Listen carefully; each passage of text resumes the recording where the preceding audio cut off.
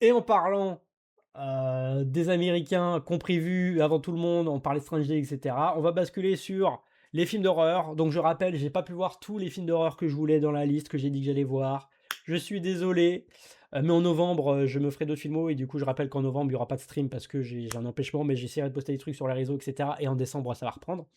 C'est contre ma volonté le fait que je vais pas stream en novembre.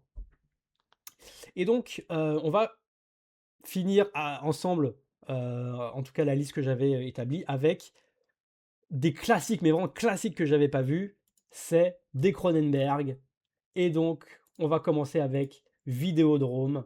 Alors là, Vidéodrome, No Stream November. Ah, en fait, voilà, je vous l'avoue, c'est que j'aurais pas pu. En fait, non, j'ai pas de proches à l'hôpital, etc. C'est pas ça. C'est que je vais faire le No Nut November et je vais avoir besoin de me focus à fond sur mon entreprise. Et après, on va faire un stream Destroy Dick December en légende. C'est ça qui va se passer pour de vrai. Elle devait réaliser notre film. Oui, ça a été annulé, je crois, Brasseau. On parlait des écrans, justement. Ben oui, voilà. On parlait des écrans, de l'image, de la guerre de l'image, parce que pareil, ce qui est bien dans House of Dynamite, c'est que tout passe par les écrans, par les appels, par le réseau, tu vois, c'est ça qui est génial. D'ailleurs, House of Dynamite, allez, je vais dire une phrase de prouveur. House of Dynamite, c'est du. Osoda aimerait House of Dynamite. Allez hop, ça veut rien dire. Digimon Wargame, double programme Digimon Wargame et House of Dynamite. Allez hop, ou Summer Game si tu veux, ou Summer War si tu veux. En direct sur Kick pour décembre. C'est vraiment ça. Et bref, Vidéodrome classique de Cronenberg. Et je rappelle que Cronenberg, je n'avais vu qu'un seul film de lui au lycée, c'était History of Violence, qu'il faudrait que je revoie, mais qui m'avait beaucoup, beaucoup plu à l'époque. Mais en soi, je n'avais rien vu de lui, de sa période horrifique de genre et de la légende de pourquoi c'est une légende aujourd'hui. Et j'ai regardé trois de ses films, et je peux le dire, oui, ok, je comprends pourquoi Cronenberg fait partie des grands noms du cinéma, horrifique mais global, parce que c'est quand même coucou Damsos! Bah là, je découvre Cronenberg. J'ai fini de parler des sorties de la semaine que j'ai recommandées, donc House of Dynamite, très très bien, Chainsaw Man, l'Arc de Rézé, très cool, et la petite dernière, c'est un très bon film, mais moi, il m'a un peu laissé en dehors. Oui, c'est un changement dans sa filmographie, mais je crois que même avant, il y a des films qui sont un peu un changement, mais je sais, et de ce que j'ai vu d'History of Violence, je pense que j'aime beaucoup sa période réaliste aussi. Mais en tout cas, History of Violence, moi, je trouve ça excellent. Mais bref, là, on parle de sa période de genre, sa période bien horreur. Et là, Vidéodrome, c'était excellent. C'était excellent. L'histoire, c'est qu'en gros, t'as un gars qui est une sorte de gérant d'une chaîne de TV rose où il passe du film érotique, pornographique et ce genre de trucs, et il cherche des nouveaux programmes. Et d'ailleurs, il est joué magnifiquement bien par James Wood. Et parmi ces programmes, il va tomber sur une radio pirate avec un de ses potes ingénieurs là. Il va tomber sur Vidéodrome. Mais qu'est-ce que c'est Vidéodrome? C'est une sorte de programme bizarre où c'est une meuf qui se fait torturer dans un décor chelou. Il va tomber sur Vidéodrome et ça va ça va le matrixer en fait. Et il va y avoir cet enjeu de la perversité de nos fantasmes, comment dire, de fait de vouloir voir des trucs bizarres, quoi, la curiosité malsaine, morbide. Qui c'est qui produit ces programmes-là, quel rapport avec les écrans et ce genre de choses. Et c'est un film, je tiens à dire qu'aussi qu'en termes, là pour aller dans le truc le plus bateau pour l'instant, en termes de pur divertissement, moi c'est là où je m'y attendais pas avec Cronenberg, et pour les trois films que j'ai vus c'est pareil. C'est que c'est des films qui sont très courts, c'est 1h30, c'est concis, hein, c'est concis, et c'est surtout, moi je m'attendais à un truc vraiment, enfin c'est des films intello, mais c'est pas intello, taiseux dans le sens de la thèse, taiseux, qui se regardent faire, et cetera. Non, c'est hyper, bien mêlé avec un divertissement qui est hyper prenant à suivre. La mise en scène est vraiment cool, mais ça j'irai plus dans le détail après. Et c'est des films qui sont vraiment intéressants, prenants en termes de films d'enquête, de thriller, parce que Vidéodrome, on est plus sur un film on est plus sur un thriller qu'un vrai film d'horreur. On est plus sur un film science-fiction, proto-cyberpunk d'ailleurs, et un film d'enquête avec des moments, fantasmés très particuliers. Vidéodrome, c'est un syncrétisme de tous ces thèmes, certainement de mes préférés avec Faux Semblant pour l'instant. Ah, mais de toute façon, en novembre, je vais me faire sa filmo, et puis j'en parlerai en décembre, la reprise des films horreur et tout ça. Mais Cronenberg, j'ai été vraiment pris par le film. Et parce que c'est très, très dense. Et je vais commencer par parler de la forme déjà. Alors, vous voyez les effets spéciaux, ils sont bluffants. On avait parlé pour le loup-garou de Londres, de Rick Baker, je crois il s'appelle, le gars qui a fait les effets spéciaux, bah, du coup, qui étaient super du loup-garou de Londres, la transformation est excellente. Il a beaucoup bossé avec Cronenberg, et il a fait ça pour Vidéodrome, et c'est impressionnant, ça a pas vieilli d'une seule seconde. Et moi, ce qui m'a impressionné, c'est la scène où la télé bombée, et il se rentre dans la télé. C'est une scène, tu ça aussi, mais c'est pas exactement celle-là. Vidéodrome TV scène, c'est euh, c'est bluffant. C'est bluffant. On y croit totalement à ce que c'est une télé qui se bombe et qui touche l'écran. Voilà, ce genre de truc-là, on y croit totalement, c'est impressionnant. Vraiment, les effets spéciaux et le côté gore aussi marche très très bien, même si tu gore, transformation bizarre. Et voilà, dans la forme aussi, complètement cyberpunk. Ce film-là annonce. Alors attendez, je vérifie, c'est écrit quand le neuromancien. Parce que neuromancien, c'est en soi le daron du cyberpunk. C'était écrit en 84. Vidéodrome est sorti en 84. Donc on est totalement sur le début du cyberpunk. Et les gens, si vous aimez le cyberpunk, vraiment, vraiment, vraiment, comme tout le monde, parce que cyberpunk c'est trop stylé, regardez Vidéodrome, parce que là on est plus sur la vision, le mélange du corps et de la technologie, de la réalité virtuelle, de notre perception virtuelle et de vivre dans le virtuel, plus que sur une esthétique néon Blade Runner, tu vois. Blade Runner et Neuromancien ont amené une esthétique. Vidéodrome a amené les questionnements de la chair, le questionnement numérique de l'espace virtuel et de nos perceptions, avec même des imageries totalement cyberpunk, hein, je veux dire. Le fait de filmer les écrans beaucoup, c'est parmi le porn d'ATH de Alien, de Blade Runner. Mais moi, il y a un plan, notamment un plan où il fusionne avec enfin, sa main fusionne avec une arme. C'est du Tetsuo. Tetsuo qui est pareil, un film très important pour le cyberpunk. Je ne peux pas croire et je pense que je pense que c'est enfoncer des portes ouvertes que de dire que Shinya Tsukamoto a vu Vidéodrome et a vu Cronenberg et s'est dit ah, c'est pas mal ce qu'il fait, c'est pas mal ce qu'il fait. Franchement, c'est pas mal. Je trouvais ça un peu horrifiant sur le coup, mais au final, j'y repense souvent. Bah, du coup, moi, j'ai totalement adoré dès le premier visionnage, mais c'est le genre de film, moi, je comprends que tu peux pas aimer le côté clinique, le côté, comme tu l'as dit, aride, lent, même si je trouve pas ça si lent que ça, mais c'est un film qui est ultra dense et qui raconte des choses folles, parce que la mise en scène, comme tu l'as dit, c'est aride, c'est clinique, c'est précis, et du coup, enfin, moi, j'adore cette mise en scène parce que tu suis des personnages, quand bien même c'est des personnages aussi qui sont pas non plus monolithiques, il y a de la vie dedans, mais tu sens qu'ils se cachent derrière une barrière parce que c'est quelqu'un qui, son métier, c'est de trouver des trucs de porno pour attiser la curiosité morbide des gens. Sauf qu'il commence en mode, il a des trucs érotiques un peu mignons, il s'en branle, ça l'intéresse pas, il a des trucs hardcore. Et du coup, derrière son masque de mec sympa, parce qu'en vrai, même dans son boulot, tout le monde l'aime bien et tout, c'est vraiment quelqu'un en vrai, même dans le film, genre, tu pourrais boire un café et passer un très bon moment avec ce type-là, hein. Il est très charismatique, sauf que tu sens qu'il est derrière, il a un masque bizarre, tu sens qu'il se cache derrière ses vrais sentiments, qui joue un rôle un peu à l'American Psycho, un peu aussi, tu vois. Et Vidéodrome va totalement briser ses repères et briser la carapace et totalement le transformer au sens littéral du terme.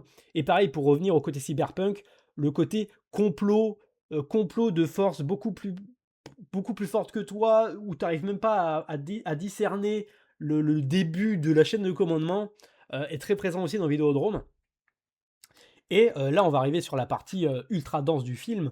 C'est Alors on aime bien dire que c'est en avance sur son temps et tout, alors qu'en vrai, souvent, quand on dit que c'est en avance sur son temps, c'est juste que c'est encore d'actualité aujourd'hui, parce que bah, les gens n'ont pas inventé une situation géopolitique, une situation de la société, c'est juste qu'ils commandent ça. Et moi, je trouve ça hyper impressionnant comment, dans les années milieu 80 et ce qui va exploiter plus tard, fin 90 avec Matrix, comme je l'ai dit, avec Strange Days, avec Existence, etc., c'est à quel point on est en 2025, ce que raconte Vidéodrome, enfin, moi je considère qu'il n'y a absolument rien, aucune ligne de dialogue qui a vieilli de Vidéodrome alors qu'on vit en 2025. Et moi, je pense surtout pour le personnage, j'ai oublié son nom, mais pour moi, c'est le personnage le plus important du film. C'est le vieux dans la télé, là. Brian Oblivion. Voilà, Oblivion, c'est un mec, il n'apparaît qu'à la télé et il ne vit qu'à travers les écrans. Et c'est un personnage qui va totalement inventer le concept d'immortalité numérique. Le fait d'être. Enfin, moi, quand je serai mort, si il y a encore ces streams-là qui existent, je serai encore là. Et c'est un film en fait qui va te montrer que ce personnage-là. Alors, je vais un peu spoiler Vidéodrome. En gros, Oblivion, c'est un personnage qui parle à la télé, qui est invité dans un host show, qui parle bah, en mode différé, genre de truc. Et il va dialoguer avec le personnage principal à travers d'autres cassettes et tout ça. Et t'apprends vers la moitié, début de moitié du film, que ce mec-là est mort. Est mort il y a genre plusieurs mois avant le début du film. Et que quand tu regardes le film, t'avais l'impression qu'il était vivant, qu'il parlait par proximité, et que en fait non, il était à la télé, mais il était encore vivant, il dialoguait avec le réel, il influençait le réel, il influençait le personnage principal, alors que le gars n'existe plus. Et c'est qu'en fait, c'est quelqu'un qui a totalement abandonné sa chair, totalement abandonné son corps pour vivre dans l'espace numérique. Et là, pareil, on annonce Serial Experiment Lane, on annonce ce que bah, le cyberpunk. Il y a un peu... je blaguais avec Osoda, mais en disant ma blague, en vrai, Osoda étant un cinéphile, je pense que Cronenberg, je pense qu'il connaît son Cronenberg et que ça l'a influencé pour son rapport au numérique aussi, tu vois. Heu, c'est vraiment quelque chose de très dense et de impressionnant à quel point et vertigineux à quel point c'est totalement en raccord aujourd'hui. Et je m'étais noté des trucs pour continuer ce fil-là. Donc juste je reprends mes notes. Voilà, film proto cyberpunk, oui, il y a un discours sur l'immortalité numérique et les écrans. En mode, t'es vraiment. Mais à l'époque, ils sortaient de chez eux, ils avaient plus d'écran.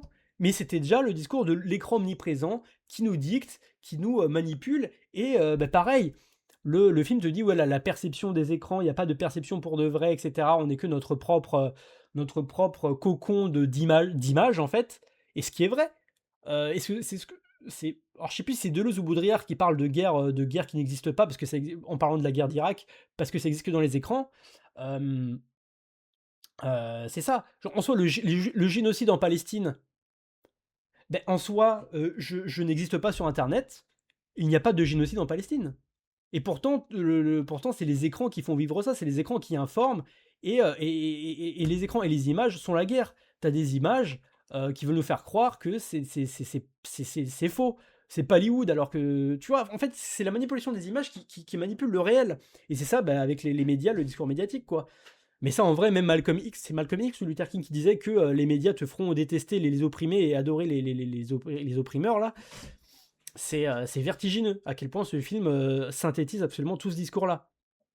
Moi, ça m'a vraiment plu. Le film qui annonce les vidéos de Feldup en parlant des Red Rooms, mais c'est ça. Et moi, je suis vraiment content d'avoir découvert Cronenberg et Vidéodrome parce qu'en fait, je vois absolument le film matriciel de tous le film Chambre Rouge qui est réalisé par Sébastien Laplante, je crois, qui est sorti, qui était mon film préféré de 2022, enfin de son année rétrospective. Non, 2024 ou 2023, bref. C'est vraiment quelque chose qui est matriciel. C'est un film important, en fait, Vidéodrome. Et en plus de ça, il a une imagerie magnifique, une mise en scène vraiment excellente, des acteurs vraiment excellents. C'est. Et pareil, la mise en scène, coucou des 59 Coufonnes, je découvre Vidéodrome et je suis choc-barre de la qualité du discours du film et à quel point il a bien vieilli aujourd'hui, quoi. J'ai hâte ton avis sur ses premiers films. Bah, j'en parlerai du coup en décembre quand je regarderai tout ça. Et je fais que dire ça m'énerve. Quand je monte les TikTok, je m'en rends compte, c'était chiant. Euh, et la mise en scène, pareil, on parlait de quelqu'un qui est complètement perdu avec ce flot d'images, avec son cocon de perception. Et la mise en scène va totalement épouser ça, parce que même la perception de son propre corps, parce qu'en gros, le mec dans le film, là du coup, je parle du scénario, Vidéodrome le fait halluciner. Du coup, tu comprends que tout le côté body horror et tout ça, c'est pour de faux. Hein, tu comprends.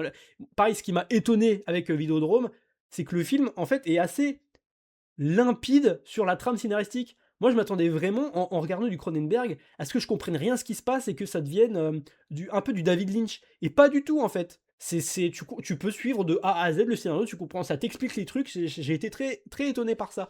C'est un film de thriller qui te donne les réponses et tout ça, c'est vraiment un truc, je pensais pas qu'il était sur un registre, vraiment, à terre comme ça, Cronenberg. Mais finalement, c'est logique, parce que Cronenberg, à travers l'horreur, te parle de la réalité et il est attaché une forme de réalisme. Et ça va avec sa mise en scène, comme je le dis, clinique, très précise et avec des plans qui sont, vraiment super bien. Moi, je pense à un plan tout con, hein, j'aurais dû l'extraire. C'est après qu'il ait fait un point de non-retour, le personnage principal, il s'enfuit d'un immeuble, d'un bâtiment et c'est un peu caméra épaule où tu le vois sortir et en amorce, tu vois que le mec est bizarre et tu un mec qui prend une palette de portes ou de fenêtres, et cetera, pour rénover un bâtiment et qui le regarde bizarre. OK, voilà, tu suis. La caméra panote vers la gauche parce qu'il veut aller se barrer du plan. Sauf que, comme ça a été annoncé avec l'amorce de l'ouvrier, tu as d'autres ouvriers qui arrivent avec une sorte de porte qui est porte à deux, et hop, ça le coupe dans son mouvement, et du coup, hop, il va aller à un autre endroit du décor, et ça va faire continuer le plan, et galérer dans sa fuite. Et tout est aussi bien construit que ça. Et la mise en scène et le montage surtout, va brouiller les repères entre ses hallucinations et ce qu'il y a de pour de vrai, quand bien même à la fin, tu comprends totalement ce qui se passe, mais à la fin, ça n'a plus, ce n'est plus logique ce qui se passe. C'est-à-dire que les persos, que des témoins vont voir des choses qui est censées être vues qu'en vision, et lui, d'un coup, il a une main totalement transformée bizarre, et d'un coup, il a la main normale, et le film ne fait plus. Au début, le film faisait toujours la distinction entre les moments hallucinatoires et les moments réels, et à la fin, le film déroule son déroulé, tu vois. Genre, tu comprends toujours la trame scénaristique, mais on s'en fout.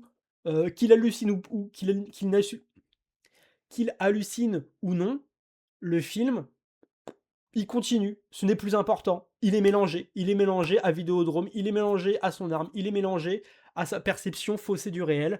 euh, en étant manipulé par les images. On ne sait plus qui croire. Et là, la fin, je la trouve géniale. Une fin qui va être un peu prémonitoire pour le dessin du personnage. Et moi, ce que j'adore, c'est que la fin, elle est répétée 2 fois, telle quelle. Et le cut de fin est assassin. Genre, c'est assassin le cut de fin, tu vois. Genre, non, franchement, Vidéodrome, incroyable, excellent. J'ai été très très étonné de la qualité de ce film. Franchement, regardez-le si c'est pas déjà vu. Voilà, c'est le meilleur film que j'ai vu cette semaine. Et donc voilà, j'ai enchaîné avec d'autres Cronenberg. Et du coup, aussi, hein, je tiens à le dire, avec les 3 films que j'ai vus, évidemment, je vais regarder le reste de sa filmo. Ça, du coup, évidemment. Ensuite, j'ai vu La Mouche. La Mouche, qui est son film. J'ai l'impression que c'est son classique, hein. Cronenberg, c'est celui-là, le film que tout le monde cite de lui, non? D'ailleurs, aussi impressionnant qu'il écrit ses scénarios. Enfin, en tout cas, il est crédité au scénario et je crois pas que c'est une adaptation Vidéodrome. Mais La Mouche est une adaptation aussi. Donc, c'est son film le plus connu que j'ai aimé. Moins que Vidéodrome globalement, mais c'est quand même très très bien. Alors là, je vais avoir mon truc à dire parce que je me le suis moins pris que Vidéodrome. Attendez, je mets play. Du coup, La Mouche, bon, tout le monde connaît le pitch. Ouh là là, la qualité du trailer. Tout le monde connaît le pitch, hein. C'est Jeff Goldblum qui est stylé dans le film, qui va faire des expériences sur la téléportation. Il va rentrer dans le pod et il y a une mouche qui va arriver en même temps. Il va fusionner avec elle, il va se transformer. Et qu'est-ce que c'est être humain? Qu'est-ce que c'est qu'est-ce que c'est être humain? Et voilà, le nouvelle étape de l'humanité, est-ce que c'est la fusion avec les mouches? J'ai pas l'impression. Et voilà, c'est ça l'histoire. Et je me demande si le design du perso principal de Jagan n'est pas inspiré de Vidéodrome. De Yagan. Je connais pas Yagan, c'est quoi Yagan? Tac. Ah, Yagan, c'est le nom de. Attends, Yagan. Ah, c'est un manga! Oh là, je connais pas. Oh, je connais pas du tout. Wow. Ok. Je connais pas du tout. Moins de parti pris que Vidéodrome, mais un bon visionnage quand même, selon moi, il est très enjoyable. Ouais, c'est vrai, hein. On est sur un film que je trouve moins vertigineux dans ses thèmes et dans ce qu'il raconte. Je trouve que les gens ont un peu forcé sur la portée philosophique de ce film-là. Mais, et beh, en fait, Mister HS, oui, je sais plus si c'est plus un remake qu'une adaptation. Moi, j'ai appris en voyant La Mouche, j'ai appris que déjà, c'était une adaptation d'un bouquin et j'ai appris que, c'était un remake aussi et du coup, j'ai regardé le la gueule de La Mouche, dans le remake, ça de 50 enfin, dans le film de base de 58, c'est un peu ridicule, mais c'est quand même marrant et j'ai appris qu'il y avait une suite aussi. Bon, bah, vas-y. En termes de suite qui n'a pas de sens, faire une suite à ce film-là, c'est quand même, c'est quand même vraiment une insulte, hein. Goldblum qui joue encore le perso d'un nerd autiste. Bah, peut-être qu'il l'est vraiment, hein. Et qu'est-ce que alors déjà la mise en scène c'est toujours vraiment compétent. Le taf d'effets spéciaux dans ce film est quand même impressionnant. La scène de l'accouchement m'avait dégoûté. Alors ouais, la scène de l'accouchement est dégoûtant. Je m'y attendais pas. Je m'y attendais vraiment pas et je m'attendais pas à ce qu'il y ait un discours, sur ça, sur l'avortement en 86. Alors je sais pas c'était quoi l'état du débat public sur l'avortement en 86, mais tout le monde parle, pour La Mouche, de, la science, ce qu'est être humain, pareil toujours sur Tetsuo, la fusion, parce qu'il y a un truc à la fin, la fusion avec la machine, mais moi on est plus sur un film de couple toxique, en fait. Plus sur un film d'amour, d'amour fucké, de quelqu'un qui se perd complètement dans, alors la mouche pourrait être une métaphore de, se perdre dans une secte, se perdre dans, les paplams d'extrême droite, enfin bref, de se perdre dans quelque chose qui transforme littéralement la personne qui n'est plus celle que tu es. Enfin moi, c'est comme ça que j'ai reçu le film. C'est un film sur une romance, totalement toxique. C'est comme ça que j'ai vu le film. La suite, c'est la la mèche de Cronenbourg. Il y a plus un côté tragique romantique que philo, je trouve. Bah oui, Damsos, on est totalement d'accord. C'est une meuf qui, en plus, c'est relié avec le fait qu'elle a un ex. Et moi, ce que j'aime bien, c'est que l'ex, lui là, il est vraiment toxique et le mec est vraiment, t'es en mode, le mec est un enculé. Tu comprends pourquoi elle s'est barrée avec lui, mais c'est pas non plus un wife beater. C'est pas un violeur. C'est pas un mec où tu dis il devrait être derrière les barreaux. Il faudrait qu'il lui arrive quelque chose de mal. C'est quelqu'un qui est de manière commune et un porc quoi, mais pas d'un point de vue, pas non plus de manière criminelle. Et en fait, le centre du film, c'est la meuf, en fait. C'est ce personnage qui, dans son milieu professionnel, est à la botte littéralement de son ex qui l'embauche pour faire pour faire du journalisme. Et du coup, tu sens qu'elle joue sur les deux pieds en essayant d'être un peu en mode girl. C'est un peu une girl boss, hein, de vivre sa vie parce que bah, elle baise avec Jeff Goldblum parce que, faut être honnête, baiser avec Jeff Goldblum, c'est quand même un peu un goal. Enfin, Jeff Goldblum de période prime comme ça là. Et en même temps sa carrière et elle fait les 2 en même temps, sauf qu'elle va être prise entre son patron toxique, envahissant, qui va être jaloux de sa relation avec Jeff Goldblum alors que, bah, ils sont plus ensemble et Jeff Goldblum qui est trop sensible, qui est un peu manipulatoire sur les bords, un peu chantage au suicide, détourné et qui va totalement se perdre et se transformer en une créature qui qui n'est plus humaine, mais pour moi, c'est plus sur la perception de la protagoniste, de la meuf, qui voit Jeff Goldblum totalement se transformer et ne plus être la personne qu'elle a aimée. Donc c'est ça qui est vraiment bien dans ce film-là, qui en plus est vraiment bien réalisé et pareil en termes d'ATH porn, j'arrive pas à dire je sais plus c'est quoi le terme pour les ATH, le travail sur les interfaces graphiques qu'il y a pas mal chez, Carpenter aussi. Carpenter pareil, film que je ferai en novembre et tout. Je, je trouve ça vraiment cool aussi dans La Mouche. L'arrêt qui légalise l'avortement, c'est 73 aux USA. Bon, OK. Donc ça va, c'est quand même c'est pas encore quelque chose qui choque tout le monde. Après, dans les années 80, le débat avait repris suite à la pression des chrétiens évangéliques. Et ben pareil, ouais, chrétiens évangéliques, on pourrait, mettre ça comme pipeline de, La Mouche, c'est eux, quoi. C'est eux qui se transforment en quelque chose qu'ils ne sont pas, quoi. Pas assez de romance au cinéma où le monstre, c'est la femme. Bah ça, Fatness, ça, c'est le truc avec la perception du féminin en général, quoi.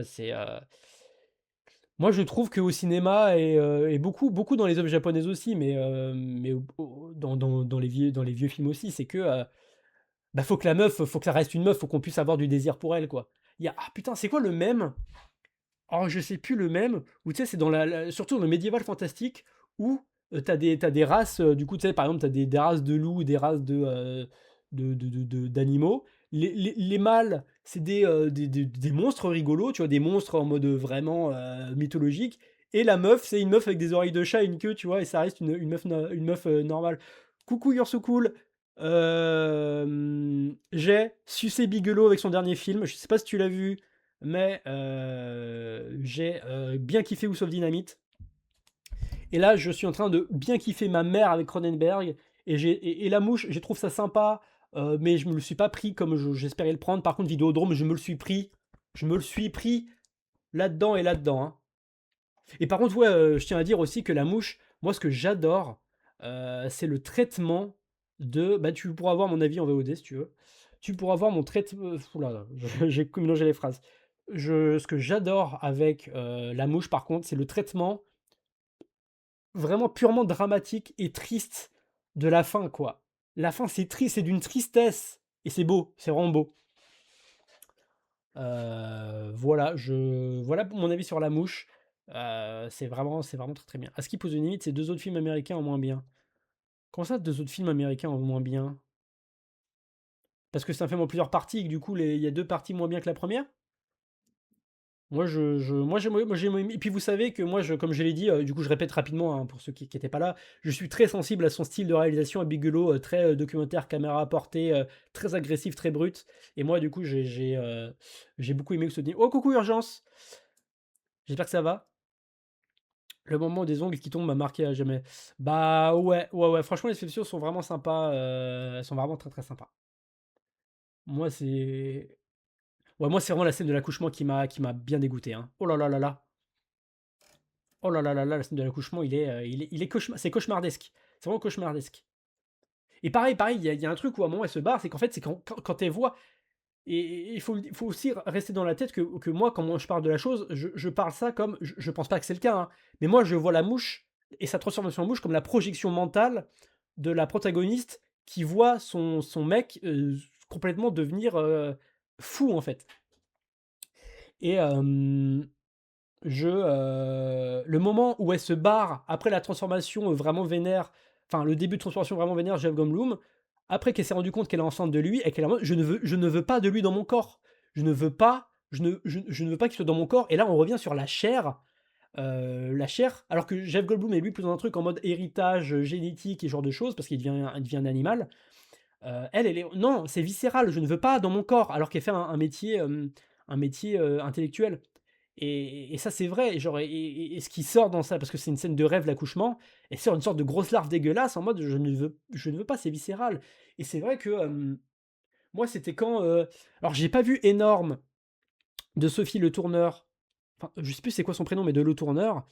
Mais moi, c'est la réflexion que je m'étais faite en mode. Parce que du coup, énorme, c'est le mec qui tombe enceinte. Et c'est vrai que en tant que mec, parce que moi je suis un homme déconstruit, donc ça va. Non, mais c'est vrai que quand on est éduqué en tant qu'homme, on se rend pas compte d'à quel point c'est une dinguerie d'être enceinte en fait. C'est-à-dire que pendant 9 mois. Ah, c'était pas mal ça finalement. Attends, de quoi qui était pas mal la mouche? Ah non, énorme. Moi, j'ai pas vu. Mais c'est qu'en fait, on se rend pas compte de la dinguerie que c'est qu'en fait, pendant 9 mois, t'as quelque chose qui fait gonfler ton corps, ton ventre, et tu vas devoir l'expulser en sachant que ça va être douloureux, et c'est un amas d'entrailles, ça va être dégueulasse. Et en plus, pendant 9 mois, tu vomis, t'es pas bien et tout ça. Genre, enfin, ça fait bader. Enfin, moi, ça me fait bader. C'est pour ça que c'est badant. Et c'est pour ça que j'aime bien comment c'est traité l'accouchement venant d'une meuf qui veut pas accoucher, qui veut avorter, avec une sorte de grosse larve dégueulasse qui vient, quoi. Mais c'est aussi tout le discours et toute l'imagerie que convoque Alien, et le cinéma d'horreur et le cinéma de science-fiction comme ça, quoi. Donc voilà, bref, La Mouche, c'était très très bien. Et je trouve, à mon humble avis, que le discours autour du film et comment les gens vendent ce film, ils le vendent un peu mal. Franchement, un peu mal. Mais bon, ça reste un bon film, ça reste un très bon film, hein, évidemment. Oui, j'ai toujours vu les métaphores de violence conjugale, ce film, tu encore les personnes, mais tu reconnais. Oui, c'est ça. Mais c'est.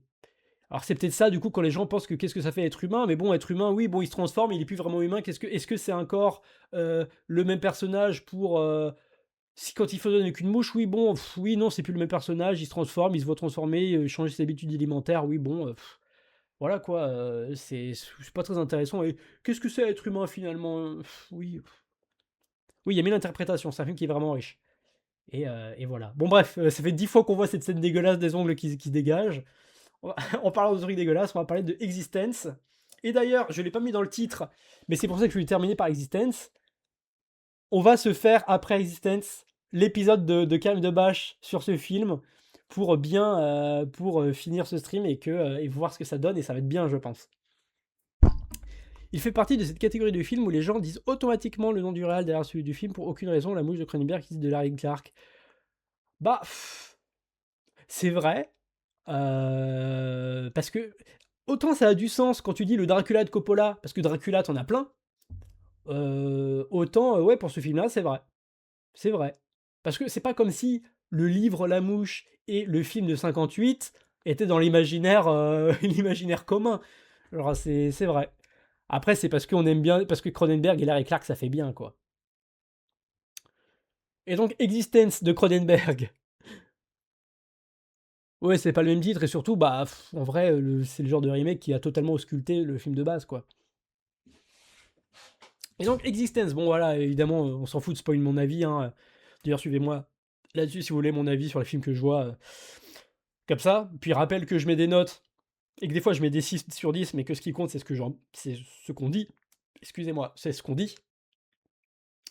Euh, Donc voilà, Existence, j'ai adoré. Et donc, Existence fait une pause. C'est l'histoire. Et là, on parlait de fiction et ce genre de choses. Et là, on est sur Jude Law et Jason Lee qui. Alors, Jason Lee qui joue une sorte de. Qui joue la Hideo Kojima Gender Swap, qui a fait une sorte d'univers virtuel qui s'appelle Existence, qui existe à travers une sorte de pod qui t'emmène vers une autre, en mode réalité virtuelle, mais version chère, quoi, et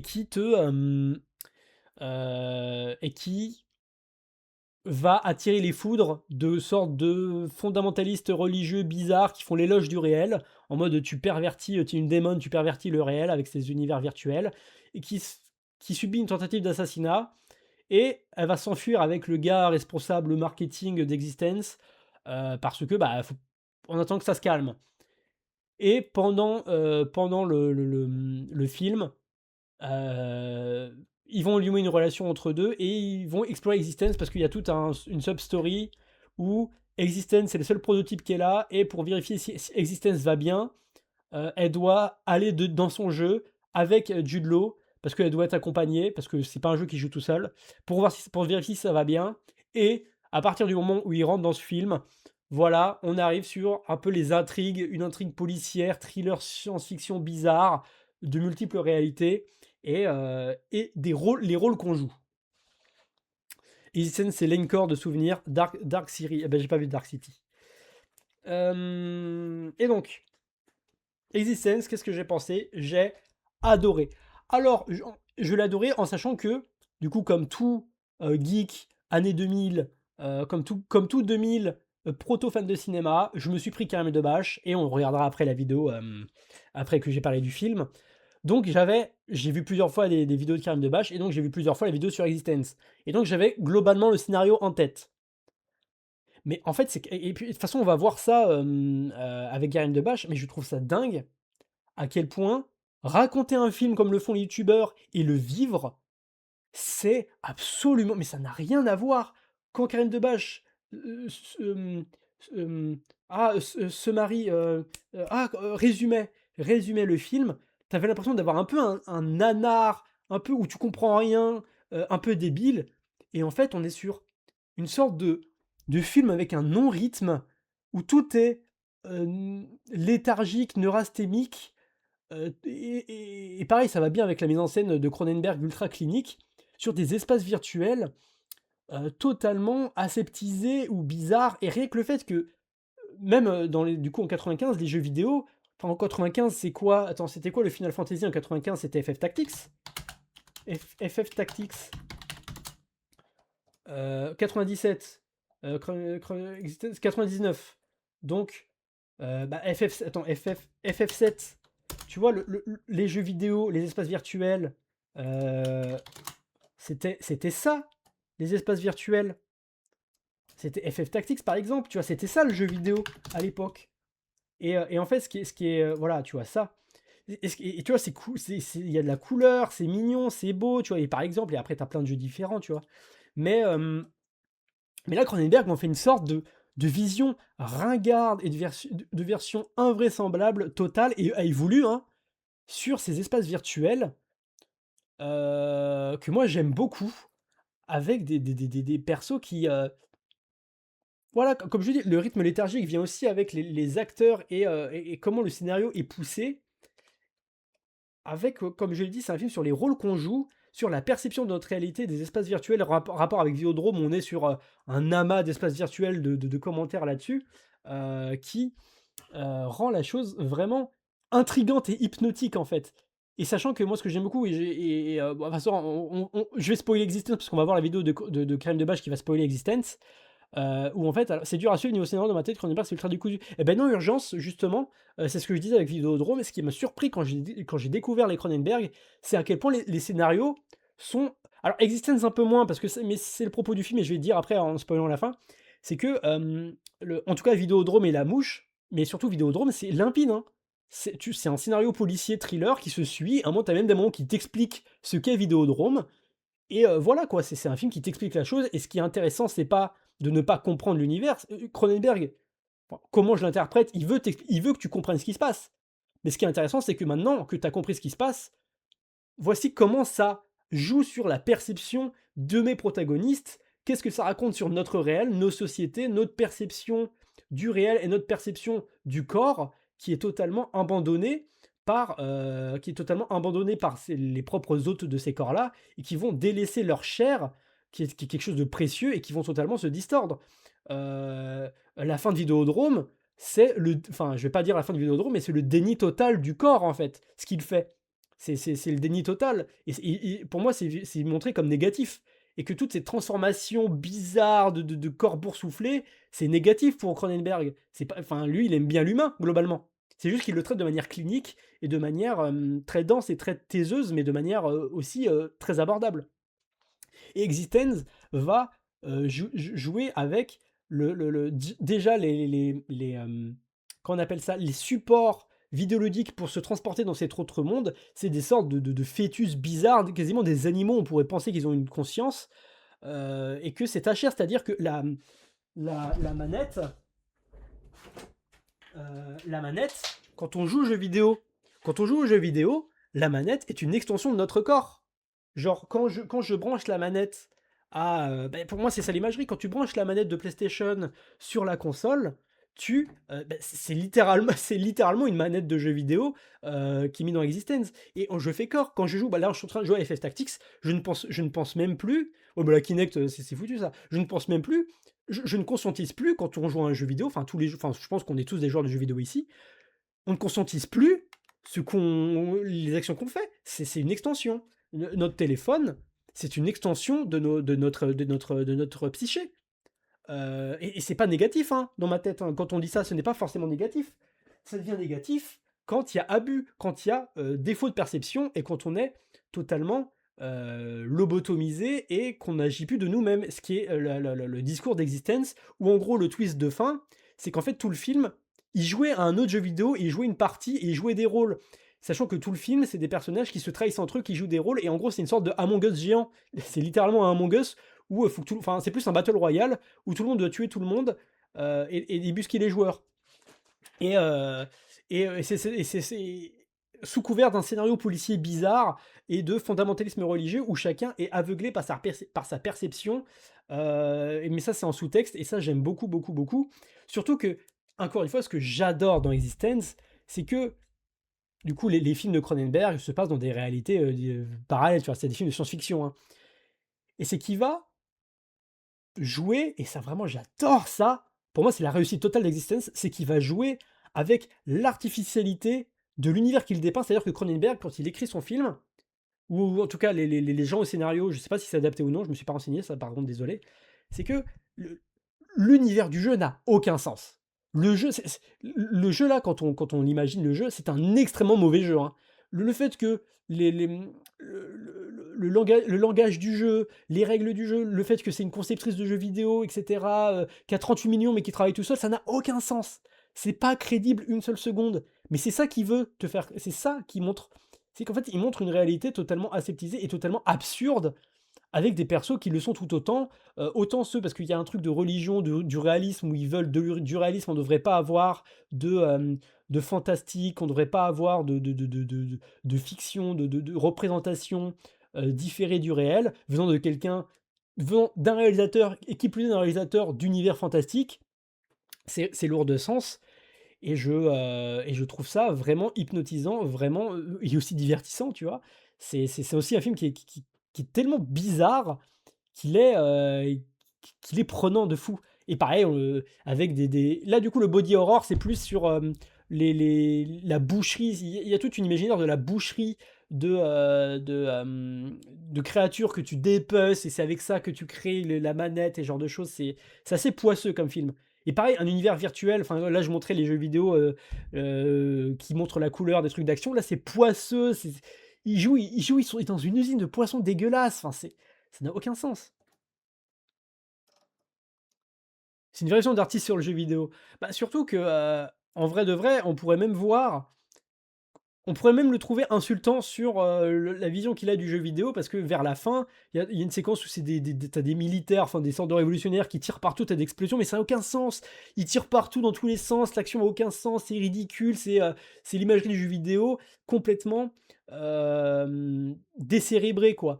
C'est une vision, bad ending du jeu vidéo, ce que pourraient être, les mauvais jeux vidéo d'action.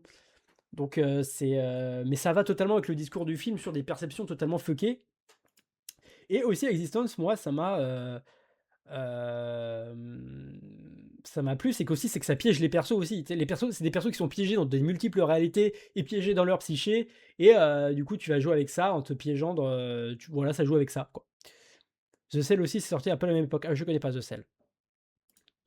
Et moi, surtout, ce que j'ai envie de dire avec Existence, moi, ce qui me rend fou un peu, c'est que à quel point tout ce discours-là était prégnant dans les années 90-95, alors que c'était avant Internet, non? Enfin, je veux dire, il y a quand même des écrans de PC et les écrans, mais vers 80, avec le Cyberpunk, le Neuromancien, Existence, Strange Days, parce que tout ça, c'est contemporain. Scream, j'ai parlé longuement de Scream à l'avant-dernier live sur la perception qu'on a Pour moi, ça rentre totalement là-dedans. On est totalement sur des réflexions qu'ont Cronenberg et qu'ont Wes Craven sur leur médium. Wes Craven, il a plus un commentaire sur le cinéma d'horreur et sur la violence qu'on nous transmet. Et même malgré tout, la perte de repères, notamment incarnée par tous les tueurs de Ghostface qui sont vraiment en perte totale de repères et qui sont devenus fous. Mais Cronenberg dit la même chose, mais sur un angle un peu différent, un peu plus philosophique. Et lié avec la réalité virtuelle et la perception qu'on en a. Et moi, je trouve ça Matrix qui est déjà quelque chose de très charnel, où on rappelle que le réveil de Neo, c'est lui qui a un gros tube dans la bouche, qui est rempli dans un liquide amniotique bizarre. Et moi, je trouve ça fou, que c'est un corps totalement raccord aujourd'hui. Enfin, les nombres de gens qui se perdent dans les univers virtuels et qui ne sont matrixés que par ça, aujourd'hui, c'est fou. Et du coup, Existence, en plus d'être un film qui est hyper prenant, hypnotisant, il y a un côté un peu paranoïaque, chelou, avec un univers qui n'a aucun sens, mais qui justement, parce qu'il n'a aucun sens et qu'il est un peu ridicule, le rend vraiment, vraiment cool, quoi. Et le casting est super. Ah! Et bref, c'était vraiment cool Cronenberg. Et du coup, je rappelle que malheureusement, je n'ai pas vu tous les films que je voulais voir d'octobre. Hop, je rappelle que c'était ça qu'on avait mis.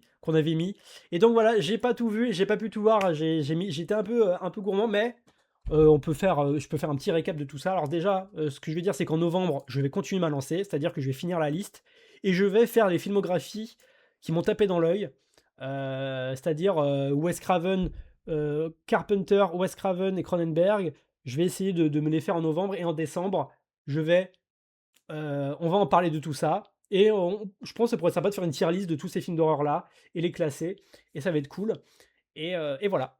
Je vais attaquer bientôt ces productions du 21e siècle, très hâte. Ouais, mais j'ai vu si toi tu te le fais. T'es en mode spooky quand même. Bah oui, c'est octobre. Et voilà, du coup, je voulais faire un compte rendu. C'est que moi, j'étais très réticent. Enfin, pas réticent, mais j'ai pas du tout eu de culture de l'horreur. Pourquoi? Parce qu'en fait, je suis très sensible à l'horreur. Et vous avez remarqué que tous les films d'horreur qu'il y a dans. Bah attendez, je vous remets la liste. Tous les films d'horreur qu'il y a sur cette liste, c'est oh là, pardon, c'est des films très oh là, oh là, qu'est-ce qui se oh là, oh attendez, il y a j'ai eu une petite windowserie là. Ouh là, voilà. Tous les films d'horreur, c'est quand même des films assez light. C'est-à-dire que c'est des films grand public qui sont pas ultra hardcore et ce genre de choses. Donc voilà, je suis quand même pas un public chevronné d'horreur, mais moi je pensais vraiment, enfin je pensais, je suis très sensible à l'horreur, à ce qui fait peur, très sensible au gore et à la violence et au nihilisme, et c'est des choses que j'évite en général et que j'évitais au cinéma dans l'horreur. Mais là, avec les streams et tout, parce que ça me motive un peu de streamer, de mater des trucs. D'ailleurs, merci à ceux qui sont là, merci de parler, ça me fait vraiment plaisir que vous soyez là, évidemment. Et, et octobre, voilà, j'ai décidé, avec ceux qui étaient là fin septembre pour établir cette liste-là, de classiques de l'horreur. Parce que du coup, j'ai pas été éduqué à ça. Mon profil psychologique n'était pas très adapté au fait d'être fan d'horreur. Et du coup, ben, j'ai occulté ce pan du cinéma qui est quand même un pan important. Et ben là, littéralement, je rattrape des classiques que j'avais jamais vus. Et je suis, là, le petit compte rendu, je suis heureux d'avoir fait ça parce que le nombre d'œuvres différentes que j'ai vues, des choses que je ne pensais pas aimer, genre moi vraiment, moi ma grosse surprise c'est la saga Scream. La saga Scream, je pensais vraiment que c'était un peu ma kryptonique et que j'aurais eu trop peur et que ça allait être horrible. Et en fait, j'ai pris mon pied devant Scream. C'est une saga que je trouve incroyable et des films que je trouve excellents. Surtout le premier, mais quelle prouesse! Et je suis trop content d'explorer cet univers, de voir ces auteurs, ce qu'on raconte, cette mise en scène qui m'était étrangère, même si j'ai déjà vu des films d'horreur. Rappelle que j'aime beaucoup Lucio Fulci et ce genre de trucs, donc je suis pas totalement un bébé de l'horreur, mais franchement, compte rendu, moi je suis très très très content d'avoir fait ça. L'horreur, le genre, c'est génial. Trop, trop bien. Octobre 2006, il va se mater du splatter movie, alors peut-être pas, mais bon, en tout cas, c'est sûr que si je stream encore d'ici un an, ce que j'espère, hein, ça va, bah, on va continuer de faire ça. Mais du coup, voilà, et du coup, je rappelle aussi que novembre, je pourrais pas streamer pour des raisons contraires à ma volonté. Donc, je pourrais pas streamer du tout, mais je vais essayer de continuer, du coup, suivez-moi sur les réseaux, de poster des trucs, de faire des bails. Notamment là, j'ai un peu mis en pause, mais juste par flemme. Mais il faudrait que je monte les TikTok et que j'en poste et tout ça, parce que j'ai plein de trucs à poster. Et que en décembre, ça va reprendre. Et voilà. Et du coup, la fin de la liste, j'en parlerai en décembre. Du coup, en décembre, il y aura la fin de la liste et les filmographies, Cronenberg et tout ça, plus toutes les sorties de la semaine. Donc, en début décembre, il y aura des gros streams, peut-être différents, pas en même temps les sorties de la semaine et tout. Et rappelle que, parce que je vois là qu'on est un peu plus, on est vraiment plus que d'habitude. Moi, j'aime bien faire les rétrospectives et ce genre de choses. Je suis moins dans le délire actu, genre de trucs comme Paf. Lui, il est plus dans le côté journaliste et tout ça. Moi, je suis plus dans le côté. Moi, j'aime bien plus parler des films, des rétrospectives, des auteurs. Et j'ai plein d'idées aussi de stream à faire, plus participatifs. Moi, ce que j'aimerais bien faire, c'est pareil des trucs thématiques sur un studio, par exemple, le Lachaud Brothers, ou ça, j'aimerais bien voir, mais il faut voir comment on pourrait articuler ça, mais lire des livres sur le cinéma ensemble, chapitre par chapitre. Enfin, bref, des trucs plus participatifs de ce genre de choses. Bah, faire des rétrospectives sur le temps et un peu un côté, pas club de lecture, mais club de visionnage. Et aussi mater des trucs ensemble sur Twitch, parce qu'il y a des gros streamers, genre j'ai vu des Wady, des trucs, des gens comme ça, qui matent des films, et ça m'est déjà arrivé de mater des films. On a notamment maté le premier Carpenter en live, mais j'ai supprimé la VOD parce que bah, pour pas me faire niquer. Donc voilà, je vous remercie d'être là, c'était très très cool. C'est très cool, vous pouvez me suivre sur les réseaux. Du coup, reprise des streams décembre après ce stream. Mais, qu'est-ce que j'ai dit? J'ai dit qu'on allait mater Karim Debache. Et après, s'arrêter là. D'ailleurs, ça fait combien de temps que je stream? 1h50 quand même. Et bref, tac tac tac. La scène. Hop. Alors, c'est un crust ou un chromaton? Karim Debache, Existence. Ah, c'est un crust. Hop. Ah là là, Karim Debache. Hop, là, là, là, là. T'as parlé de la petite dernière? Ouais, j'en ai parlé en début de live. J'ai fait d'abord les sorties de la semaine et après j'ai fait les. J'en ai parlé avant Shinso Man. C'est pour ça, t'étais là à Shinso Man, mais t'étais pas là à la petite dernière. Et donc, oh là là là là. Hop, hop. Ça va être. Bonjour Karim. Déjà, on commence par te serrer la main. On te remercie pour ce que t'as fait. Moi, je rappelle que du coup, Geek, année 2000, enfin né, je suis en 2000, petit voyage dans le temps. Bah, Karim Debache, et même avec des gens cancel aujourd'hui, c'est-à-dire Karim Debache avec In the Panda, Durandal et Le Fossoyeur de film principalement, c'est eux qui m'ont rendu cinéphile en partie, quoi. Donc c'est grâce à eux que, quand même que je suis là aujourd'hui, que j'ai découvert ce magnifique art qu'est le cinéma. Bah, Karim Debache, je crois il avait fait des streams à un moment et puis il a disparu et je pense qu'il est cranky pépère. Oh coucou poisson! Eh beh oui, du coup, je lui ai parlé de Cronenberg et d'Existence et je me suis dit: «Tiens, ça serait raccord de, se faire un Karim Debache, voir ce que ça vaut aujourd'hui et de revoir, bah, franchement, Archimède Kebab». Ouais, voilà, il fait sa vie, hein. J'aimais bien ces streams où il joue à des jeux rétro tout pétés, en parlant de cinéma, mais bon, c'est comme ça, tant mieux pour lui, hein. Et donc 13 minutes, putain, c'est court, hein. Lançons le ça et puis merci Karim. C'était le meilleur des 4 youtubeurs que j'ai cités. Heu, mais merci de m'avoir fait, découvrir parce que je rappelle, il m'a fait découvrir Terrence Malick, Cronenberg, Takashi Miike, qui d'autre? Hem Enfin bref, j'ai plus trop en tête, mais voilà, m'avoir fait découvrir plein de trucs. Parce que pareil, ce qui était trop bien avec Karim Debache, c'était d'aller sur jeuxvideo.com, de parler de films un peu à la con, etc. Bon, même, et après de se ramener avec des Existence. Enfin vraiment, t'es sur un truc de geek sur internet, tu vas parler d'Existence, tu vas parler de Cronenberg, et surtout qu'à chaque fois, il essayait de caser des références des références pointues ou pas, tu vois, mais des références vraiment bien.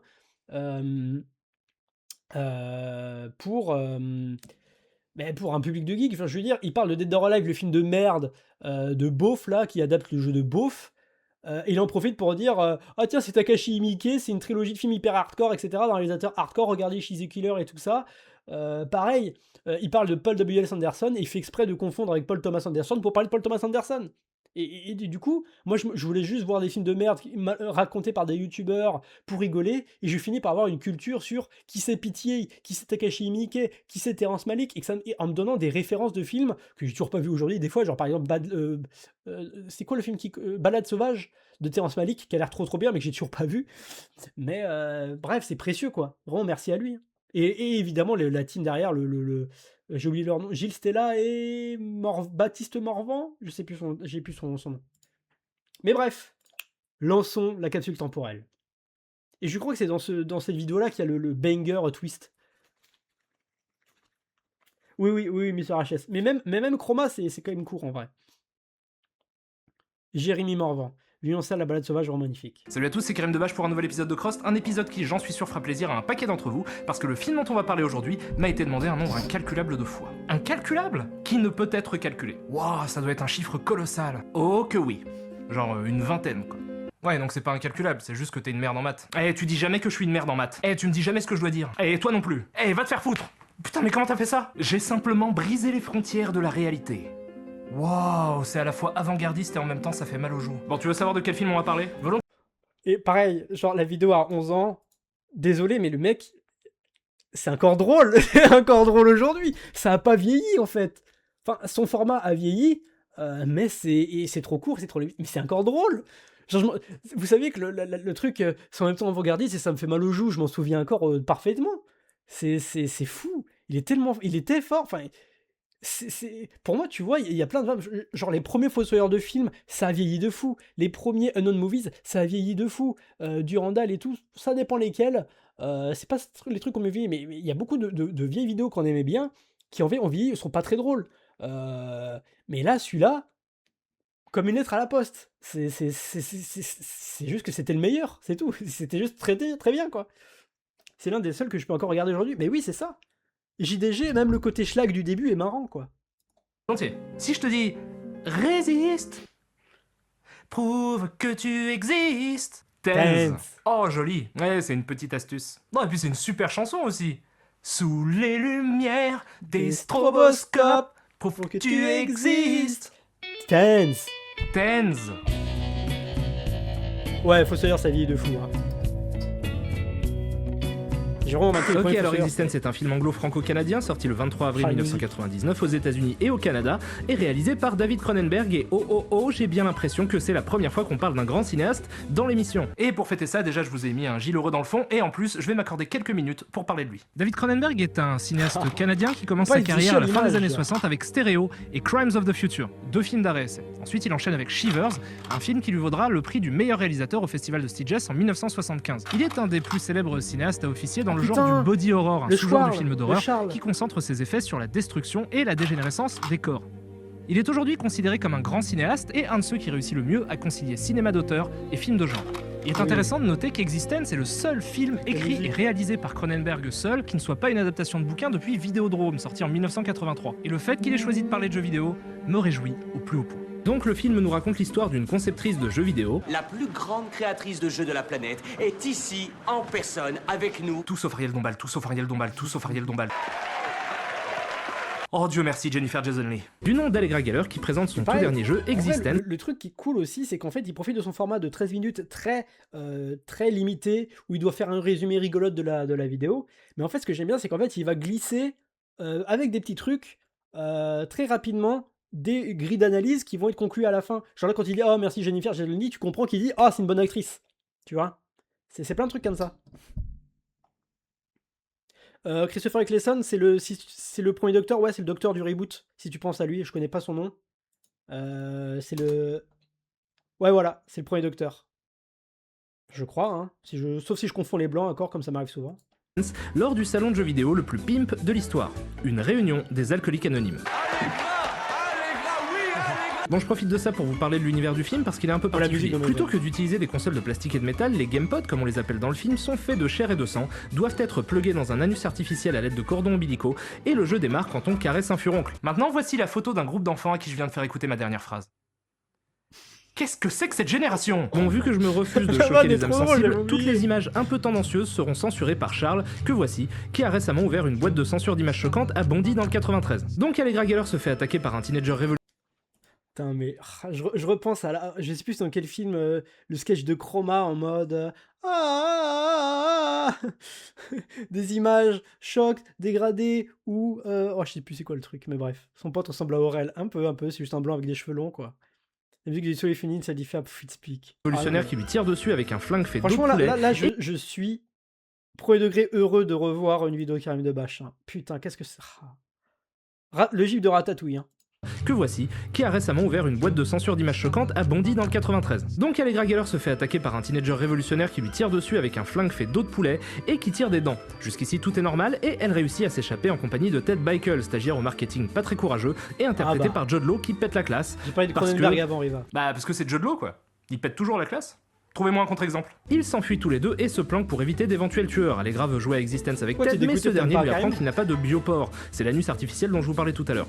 Allegra décide donc de lui en faire poser un par Willem Dafoe. Je suis fou, j'ai oublié ça.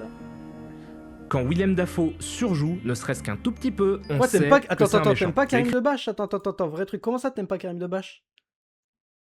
Comment ça, t'aimes pas Karim Debache, Riva? Qu'est-ce que c'est que ça? De toute façon, on est sur la fin du stream là. J'avais parlé de Cronenberg et j'en profitais pour revoir Karim Debache. Attends, faut t'expliquer là, Riva. Hop. Comment ça, t'aimes pas Karim Debache? Reviens là. Faut t'expliquer, hein.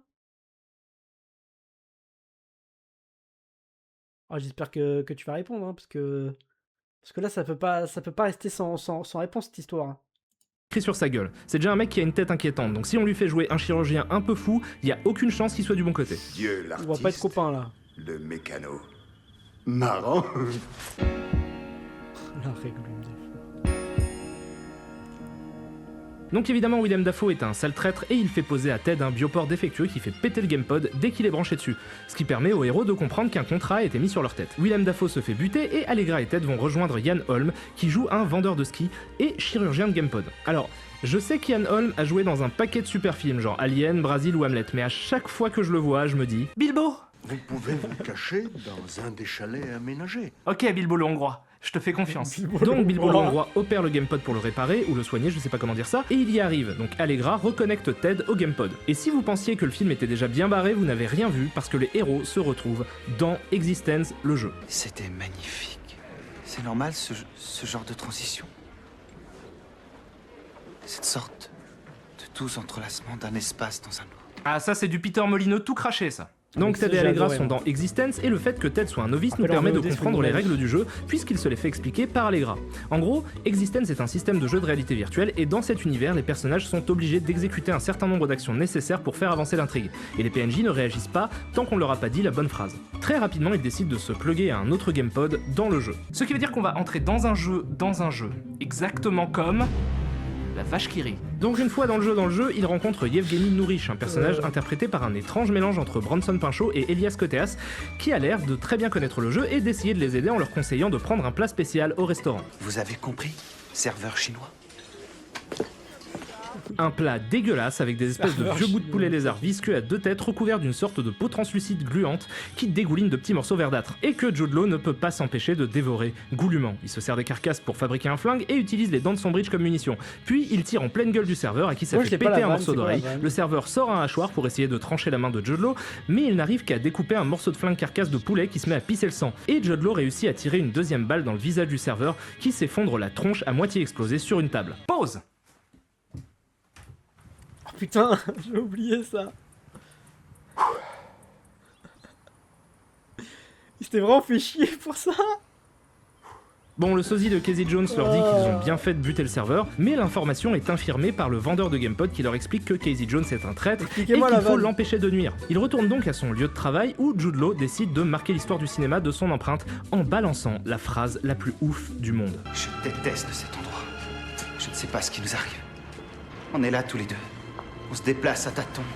Dans ce monde informe aux règles et aux objectifs totalement inconnus, apparemment indéchiffrables, voire même probablement inexistants. Toujours à deux doigts de se faire Ah, mais je croyais que assassiner. vous parliez de la vanne de Karim Debache en mode un jeu dans un jeu dans un jeu. Ah ouais, mais la vache qui rit, mais évidemment que. Eh, Poisson, pas le couteau le plus affûté du tiroir. Hein. Des forces auxquelles on ne comprend rien. Et vice versa. Après cette Ah, dans ces boucles, intense slam, nos deux héros tombent sur un gamepod en piteux état et Allegra décide de se connecter dessus. Le gamepod étant défectueux, il reste bloqué dans son bioport, j'ai l'impression de vous raconter un porno du futur, et lui fait extrêmement mal. Du coup, Ted tranche le cordon, ce qui l'a fait se vider de son sang. Ils se retrouvent tous les deux face au troisième traître du film, qui fait péter l'overacting pour l'occasion. Des spores! Non! Des spores! Des spores mortels! D'ailleurs, oui, ça, j'ai Il oublié d'en s'enfuit. parler avec Existence, mais tout ce côté perte de réalité avec un scénario volontairement ridicule et ce genre de trucs, ça passe aussi par, du coup, d'utiliser le médium du cinéma et des ficelles du cinéma pour alimenter cet univers bizarre. J'ai pas du tout parlé de ça, mais il y a plein de persos qui sont des ricains ou des anglais, etc., qui vont forcer des accents de merde, mais parce qu'en vrai, ils ont pas vraiment d'accent, vu que c'est d'autres gens qui jouent des rôles. Et donc, c'est utiliser quelque chose qui est vraiment très commun dans le cinéma américain depuis longtemps pour relever ce ridicule-là, ce ridicule de cet espace virtuel totalement nauséabond de gens fous, quoi. Et donc, ça, pareil, ça, c'était très très cool. Ah, je savais pas, ça sautait. Et sortent du jeu, mais ils se rendent compte que Bilbo avait posé un autre bioport infecté à Ted, ce qui fait de lui le quatrième traître du film. Oh oui, et le vendeur de GamePod aussi, il revient. Et en fait c'était un traître, pareil. Et un peu avant, je vous l'ai pas dit, mais le premier PNJ, on le voit se faire buter, et lui aussi c'était un traître. Bilbo les confronte ensuite et leur avoue qu'il bosse pour une boîte concurrente, qu'il a volé son jeu sans qu'elle s'en aperçoive, et demande à Allegra de venir bosser avec lui. Allegra réagit en faisant ça. Ça, je m'en souviens. Ça, par contre, je m'en souviens de fou de ce passage de la vidéo, c'était très très bien. Et j'y ai pensé en voyant le film, et ça m'a un peu pas ruiné la scène, mais j'y pensais constamment en voyant le film. Vous pouvez venir avec nous aussi.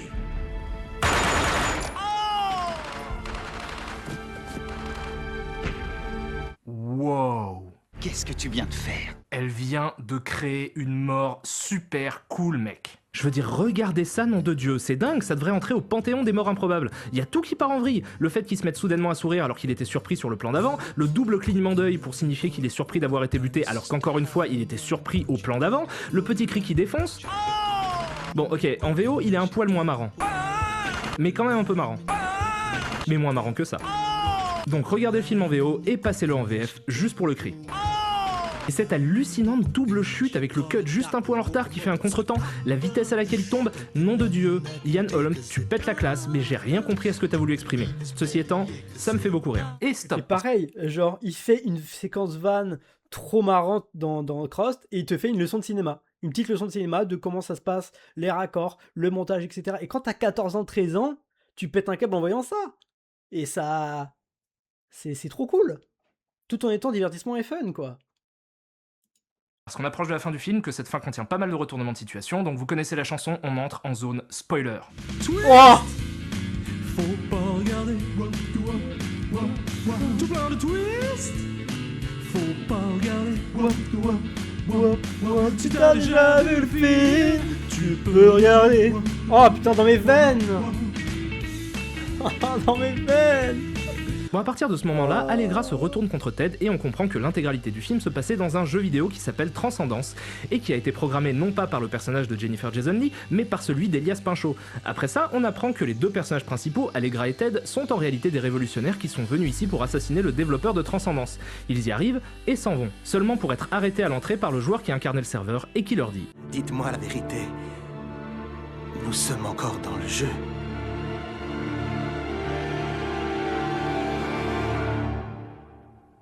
C'est classe, hein. Parce qu'en fait, tous les points dont je me suis moqué sarcastiquement comme un infect salopard sans cœur pendant ma critique du film sont désamorcés par le fait que tout se passait dans un jeu vidéo. Du coup, les incohérences, les articulations de récits flous et même des jeux d'acteurs un peu trop cabotins trouvent un sens et n'étaient en fait que des façons de nous faire systématiquement prendre du recul sur ce qu'on regarde. Parce que ce qu'on regarde en réalité, ce sont des acteurs, jouer des personnages de jeux vidéo. Donc non seulement je trouve ce twist de fin super cool, un peu prévisible certes, mais quand même super cool, mais en plus c'est un gros pied de nez à tous les connards de spectateurs un peu trop tatillons sur des détails anodins. Comme moi. Monsieur Marc de Burg, vous êtes un homme bien. Twist. Bah, oui. Faut pas regarder. Tout plein de twists. Faut pas regarder. Oh putain. Si t'as déjà vu le film, tu peux regarder.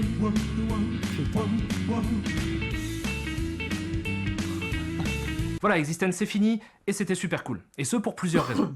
La première concerne les choix esthétiques ultra couillus, mais genre vraiment ultra couillus. C'est à peu près aux antipodes de ce que vous pourriez imaginer si on vous parlait d'un film qui se passe dans un univers de jeux vidéo. C'est l'anti-gamer en fait. Évidemment, tout repose sur cette idée géniale de faire du hardware un élément vivant et organique, et de pousser cette logique à fond en donnant concrètement vie aux jeux vidéo et à tout autre élément technologique. Je trouve que ça donne au film un super cachet, sans avoir recours aux images de synthèse. D'ailleurs, on ressent pendant tout le film une économie de moyens assez respectable. La mise en scène est très épurée, il n'y a quasiment aucun effet de style, ce qui encore une fois va à l'encontre de ce à quoi on pourrait s'attendre dans un film qui parle de jeux vidéo, mais en plus, ça donne au film une ambiance très particulière et assez dérangeante, vu qu'on nous montre toutes ces saloperies avec une froideur surréaliste. Je trouve ça dégoûtant. Je suis incapable de résister.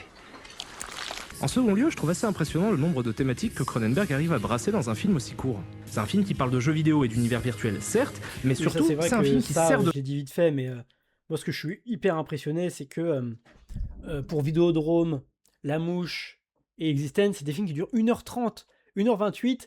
Le début et la fin sont très rapides. Genre vraiment, cut de fin, hop, c'est bon, j'ai raconté ce que j'ai raconté. Le début, pareil, le début de La Mouche, c'est un plan large de 2 secondes, et après, hop, le dialogue entre la meuf et Jeff Goldblum, et hop, c'est bon, il lui montre, au bout de 5 minutes, t'as l'outil de téléportation, quoi. Donc c'est vraiment hyper concis, et c'est des films qui sont denses, en 1h30, en t'exposant un univers très particulier, c'est impressionnant d'efficacité, hein. De ça pour parler pêle-mêle de notre rapport à la réalité, de notre rapport au corps, à l'image ou encore à la religion. Par exemple, les conférences qui présentent les jeux se passent dans des églises et l'intrigue tourne autour d'une secte révolutionnaire appelée les réalistes qui s'oppose aux créateurs de mondes virtuels par fanatisme. Du coup, le jeu vidéo dans le film permet à Cronenberg de parler plus largement de création artistique et donc de son propre statut d'auteur. Existence fait une pause! Donc c'est un très bon film, je vous le recommande, mais quoi ? Mais la politique des auteurs. La politique des auteurs est un mouvement théorique défini par François Truffaut pour les cahiers du cinéma dans les années 50. La politique des auteurs exprime en fait une idée que tout le monde a depuis intégrée, même si elle est encore critiquée par certains. Le réalisateur d'un film en est le réel auteur, au-dessus des producteurs ou du scénariste, et même du genre auquel il appartient. Cette théorie a été créée par les cahiers du cinéma qui, dans les années 50, étaient en concurrence avec Positif, une autre revue de cinéma, qui les accusait de manquer de ligne éditoriale. La politique des auteurs leur a donc permis de comprendre un film non pas juste comme une œuvre à part entière, mais aussi comme faisant partie de la filmographie de son réalisateur. Et c'est cette filmographie entière qui est l'œuvre de l'auteur.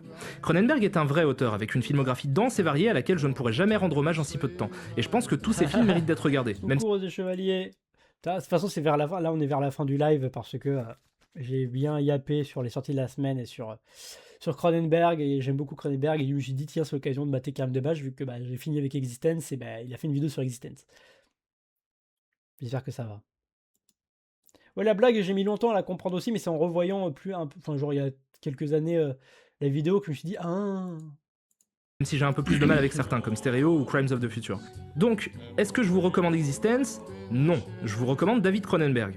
Existence, à froid, c'est juste un bon film, mais resitué dans la filmo de Cronenberg, ça prend tout son sens. Je vous en voudrais pas de skipper Stereo et Crimes of the Future, mais par contre, il me semble essentiel pour comprendre la démarche d'avoir au moins vu quelques films avant Existence. Le plus important étant Vidéodrome, parce que j'ai tendance à considérer Existence comme le prolongement logique de Vidéodrome. Ça, c'est vrai, Donc voilà, ça, je suis je vous d'accord. recommande vraiment de vous pencher sur sa filmographie, et ça vous fait un paquet de trucs cool à découvrir en plus. Par contre, faites gaffe, un certain nombre de ces films sont déconseillés aux plus jeunes, donc renseignez-vous avant. Ou alors appelez Charles. Charles, Avez-vous déjà eu peur devant un film? vous êtes-vous déjà senti embarrassé Oh, devant incroyable. une image Je sais sexuelle, pas si je- violente ou dépravée? Si la réponse est oui, n'attendez plus. Faites appel à un professionnel. Charles, c'est pas moins d'1m75 d'être humain au service de votre confort de spectateur. Charles se fera un plaisir de censurer toute image tendancieuse avec classe, élégance et un peu d'espièglerie. Mais qu'est-ce qui se passe, Karim? Oh Gilles, il y a un film choquant qui passe à la télévision. Ah oui, c'est vrai, tu as raison. Mais ne t'inquiète pas, j'ai la solution. Qui l'appelle? Charles est disponible 24 heures sur 24, et ce dans plusieurs coloris. Là où Charles passe, les mauvaises images trépassent. Alors n'attendez plus, faites le choix Charles. Le Schwarl. Osez parler, nous sommes prêts à vous aider. Charles! Incroyable. Everybody's got to live together. All the people got to understand. So love your neighbor like you love your brother. Incroyable. Bah, surtout la taille de Gilles. Hein. Incroyable. Mais ouais, Existence, vraiment, j'ai adoré. Mais c'est vrai qu'il a raison. Si tu le prends tout seul d'un coup, t'es peut-être un peu en mode ok, c'est sympa. Mais quand tu vois à peu près où il veut en venir avec Vidéodrome, je suis d'accord avec Karim. Mieux vaut Vidéodrome et après Existence. Je suis très d'accord avec ça. Surtout le rapport au réel, à la perception qu'on a, notre bulle de perception, des gens qui deviennent fous à travers l'imagerie virtuelle et numérique. Donc voilà. Et ben franchement, ça faisait trop plaisir de revoir de revoir Existence, de revoir Karim Debache. Hein. Vraiment, hein.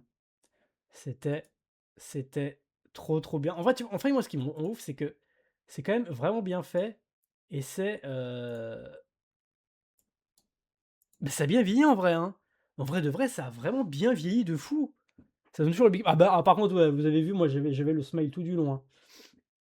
C'est trop bien. Franchement, c'était précieux. Et encore, je pense que Existence, c'est un des meilleurs crosts quand même. De toute façon, les meilleurs crosts, c'est ceux où il parle de films qu'il aime vraiment, je trouve. Parce que du coup, c'est rigolo, parce qu'il est rigolo dans toutes les vidéos. Et en plus, il parle d'un film qu'il aime bien, donc la partie analyse est cool. Et en 13 minutes, franchement, il a bien impacté le message. Hein. Le côté statut de l'auteur et genre de bail, ça va pas trop parler dans Existence. Et en vrai, c'est juste ces parties-là, à la fin, où il fait des synthèses qui mériteraient d'être plus longues. Mais franchement, en 13 minutes, il y a tout qui s'imbrique vraiment bien. Non, franchement, vraiment très cool. Ça a vraiment bien vieilli, en vrai de vrai. Et c'est encore drôle aujourd'hui, c'est pas cringe. Et bien produit.